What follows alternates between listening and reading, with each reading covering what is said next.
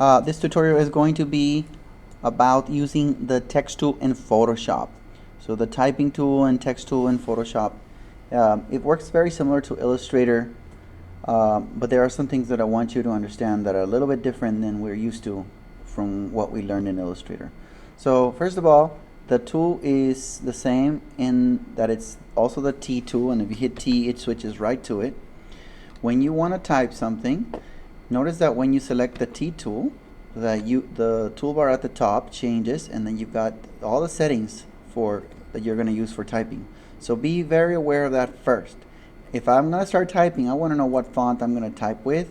I want to know what size I'm going to type in and what color, very important, I'm going to be typing in. So with all these settings, if I simply click anywhere, I can start typing. Quick box. Now, you'll also notice over here that a layer just got created. This layer represents the text that you see here. Now, while you see the line underneath and the cursor here is blinking, I can still change the text here. I can select it. I could still change the color if I wanted to by clicking up here and change it to another color. I can still change the font while I got it selected. Now, when I want to move the layer, I can't just move the layer while I'm editing the text. So to move the layer, of course, I'm going to use my select tool. And once I got my select tool, then I can click and move that layer around, just like that, right? Now, let me make another text layer. Now, when I'm going to make another text layer, I go to the same tool. I click again, and I'm going to type. And once again, if I select the text, I can change the color. Now, if I have a white color and the background is white, then notice what happens. I don't see the text anymore. But there's still a layer there.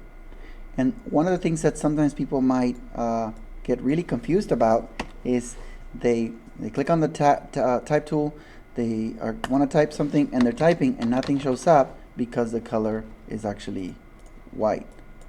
So be very aware of the color you're using when you're typing. Okay? Okay, so now I'm going to add a second layer. And I'm going to use my move tool to move it. And another thing I want to mention is that you can also transform the same way that you're used to transforming images by simply making sure that you have the layer selected and doing Command T, and then that way you can resize, you can rotate, just like you do with the pictures. You can rotate, you can resize, and there's actually a few other commands you could try over here. Transform, you can also skew, and there's also something called warp. But warp, I'll talk about it in a minute. So let me zoom out a little bit. Now I'm going to do the last phrase. So I'm going to click on the type tool. I'm going to change the font to just something different. And I'm going to click and I'm going to write the lazy dog. Okay. Now I also want to show you that you can align text just like you did in Illustrator. So if you want a text to be centered, align, or align on the right, I'm going to put it on the center, and I'm going to use my move tool, and then I can move it, right? I can, if I want to go back and edit this line, what I have to do is click on the text, and either I double click the little symbol over here, that little T. If you double click it, then it highlights everything, and I can change the font color, and I can change the font itself, right? Now, I want to show you one last thing. If I also want to do something like warping effects with text, I can select the layer and go to the type tool, and you'll notice all the way over here there's another little button with a little arc and a letter T. So these are little effects that you can use to bend the letters in really interesting ways. Like, for example, arc will make the letter sort of arc in a certain way, and you got little controls here that would show you kind of what it would look like. I kind of like bulge and arch, and so there's a lot of different ones. Flag is actually pretty cool. Okay, so one last thing I want to show you. In addition to the warping effects, the fact that you can transform, and obviously you can format the color and the font, there's one more thing you can do. You can add blending options. Blending options are more specialized effects you can apply to layers, and in this case the text layer. And you do that by going to the layer panel and right clicking on it, and all the way at the top you'll see something called blending options.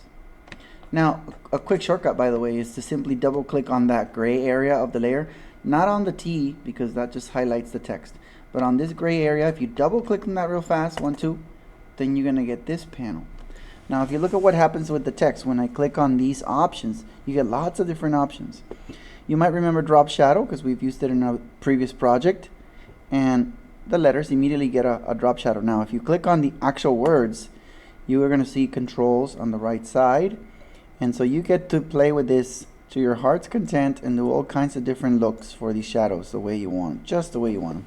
If for some reason somebody, by the way, messes this up and it just looks ugly and weird, all you have to do to put things back is click on the button down here that says reset to default.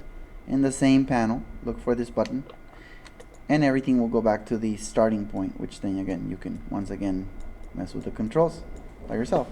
Another effect that I like is the bevel effect. Notice what it does, it sort of erases the letters like they're chiseled out or carved out, and you can control that too. Just make sure you got the letters clicked on so you can see the controls.